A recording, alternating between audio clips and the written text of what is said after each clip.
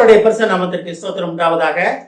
இன்றைய ஜீவ வார்த்தை நிகழ்ச்சியை கேட்டுக்கொண்டிருக்கும் அனைவரையும் கர்த்தருடைய பரிசுத்த நாமத்தினால் வாழ்த்துகிறேன், ஆசீர்வதிக்கிறேன்.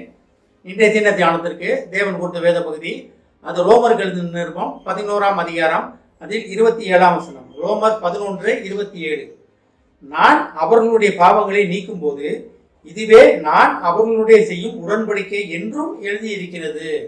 இன்றைய தினம் இந்த வருடத்தின் கடைசி நாட்களில் தேவன் உங்களுடன் ஒரு புதிய உடன்படிக்கை செய்ய ஆசைப்படுகிறார். தேவன் ஒரு உடன்படிக்கை உங்களுடன் செய்ய வல்லவராக இருக்கிறார். அந்த உடன்படிக்கை என்னவென்று இதில் முதல் பகுதியில் சொல்லப்பட்டிருக்கிறது. அதான் நம்மளுடைய பாவங்களை நீக்குவது. நம்முடைய பாவங்களை நீக்கி நம்முடைய புதிய மனிதனாகி புதிய உடன்படிக்கை செய்ய போகிறார். எதுக்காக?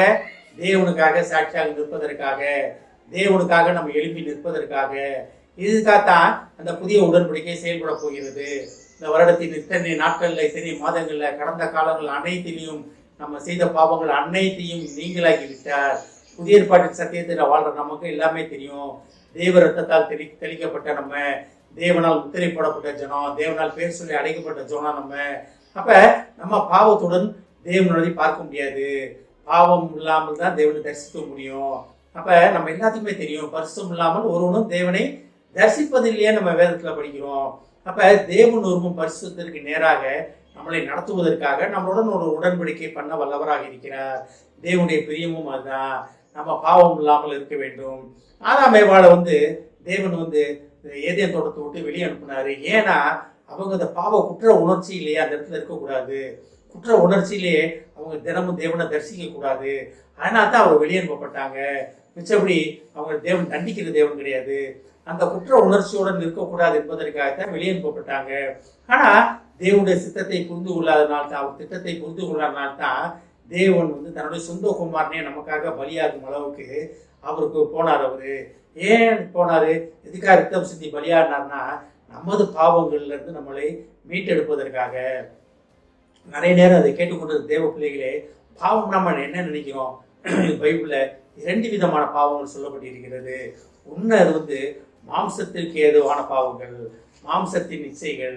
ஆனா அதிலே இன்னொரு காரியம் சொல்லப்பட்டிருக்கிறது, இருதயத்தின் யோசனைகள், இருதயத்தின் இச்சைகள், இருதயத்தின் காரியங்கள். அதை வெளியே யாருக்கும் தெரியாது. இருதயத்தின் யோசனைகளை அறியத்தக்கவன் யார் அப்படின்னு வேதத்தில் நம்ம படிக்கிறோம். அப்ப அதுலதான் பாவம் அநேகமா இருக்கிறது.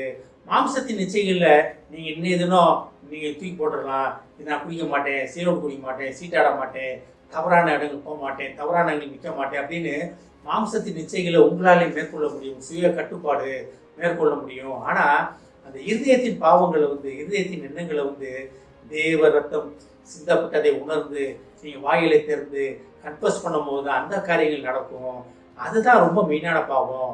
ஆனா நம்ம உலகத்துல என்ன சொல்றோம்னா, இவன் குடியாரன், இவன் சூதாடி, இவன் மோசமானவன் அப்படின்னு மாம்சத்தின் காரியங்களை தான் நம்ம முன்னிலைப்படுத்தி கொண்டு இருக்கிறோம். ஆனா தேவன் அதை பத்தி கவலையப்படலை. இருதயத்தின் சிந்தனைகளை வேற இருக்க வல்லவர் அவரு, இருதயத்தின் காரியங்களை வேற இருக்க வல்லவர் அவரு. அதுதான் அவருக்கு தேவை. மாம்சத்தின் நிச்சயங்கள் இன்னைக்கும் போயிடும்.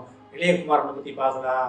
மாம்சத்துல அவன் ஓடிப்போனா, மாம்சத்துல பங்கு பிடிச்சான், எல்லாமே மாம்சத்தின் நிச்சயில ஆடுனாப்ல. ஆனா ஆடி முடிச்சதுக்கு அப்புறம் எல்லாம் கைவிட்டு போனதுக்கு அப்புறம் அவன் கண்கள் தெளிவடைந்தது. நான் இனி மாம்சத்துக்கு முக்கியத்துவம் கொடுக்க மாட்டேன் அப்படின்னு தான் இது அப்பாட்ட வந்தோன்னே அன்புள்ள அப்பா அவர் அரவணைத்து அவனுக்கு என்னென்ன செய்யணுமோ செய்தார். இதே தான் நம்மளுக்கும் நடந்து கொண்டு இருக்கிறது. நம்மளுடைய அப்பா பிதா, பரிசுத்த பிதா, பரலோக பிதா நமக்காக காத்து கொண்டு இருக்கிறார்.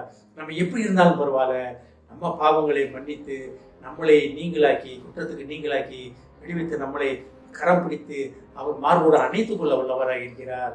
இதை கேட்டுக்கொண்டிருக்கும் தேவஜனமே, மறுபடியும் இந்த வசனத்தை படிக்கிறேன் பாருங்க.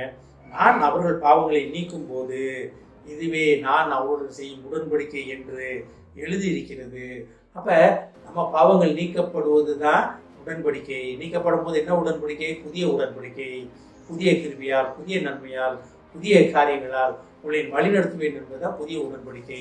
அப்ப தேவனுடைய உடன்படிக்கை என்னன்னா, நம்மளை வழிநடத்தி அவரோட பக்கம் சேர்த்து கொள்வதுதான் தேவன் நம்மளுடன் செய்ய போகிற உடன்படிக்கை.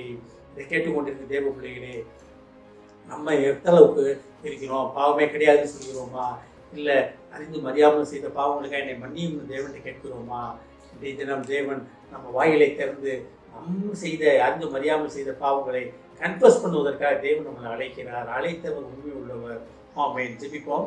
எங்களை அதிகமாக நேசிக்கும் அன்பின் பரலோக பிதாவே, நீர் எங்களுடைய பாவத்தை மன்னித்து நீர் எங்களுடன் உடன்படிக்கை பண்ணுவேன் என்று எழுதி இருக்கிறதை நாம் உணர்ந்து அந்த எழுத்தின்படி ஆவிக்குரிய உயிர்ப்பிக்கும் அந்த எழுத்தின்படி நாங்கள் நடக்க உதவி செய்ய மாட்டோம்.